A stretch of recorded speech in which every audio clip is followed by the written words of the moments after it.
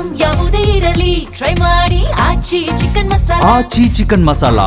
ಮುಂಜಾನೆಯೇ ಅಡುಗೆ ಅನಿಲಕ್ಕಾಗಿ ಜನರ ದಂಡೆ ಹರಿದು ಬಂದಿದೆ. ಬೆಳಗ್ಗೆ 5 ಗಂಟೆಯಿಂದಲೇ ಗ್ಯಾಸ್ ಏಜೆನ್ಸಿ ಮುಂದೆ ಕ್ಯೂ ನಿಂತಿದ್ದಾರೆ.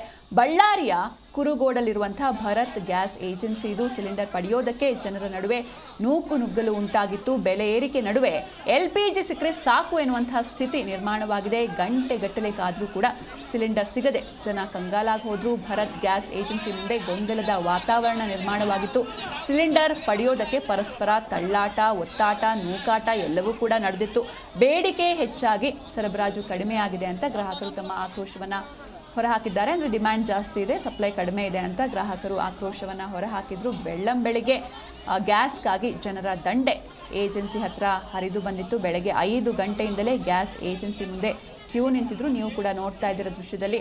ಬಳ್ಳಾರಿಯ ಕುರುಗೋಡಲ್ಲಿರುವಂತಹ ಭರತ್ ಗ್ಯಾಸ್ ಏಜೆನ್ಸಿ ಮುಂದೆ ಈ ರೀತಿ ದೃಶ್ಯಗಳು ಕಂಡು ಬಂದವು. ಸಿಲಿಂಡರ್ ಪಡೆಯೋದಕ್ಕೆ ಜನರ ನಡುವೆ ನೂಕು ನುಗ್ಗಲು ಉಂಟಾಗಿತ್ತು. ಬೆಲೆ ಏರಿಕೆ ನಡುವೆ LPG ಒಂದು ಸಿಲಿಂಡರ್ ಸಿಕ್ಕರೆ ಸಾಕು ಎನ್ನುವಂತಹ ಸ್ಥಿತಿ ನಿರ್ಮಾಣವಾಗಿದೆ.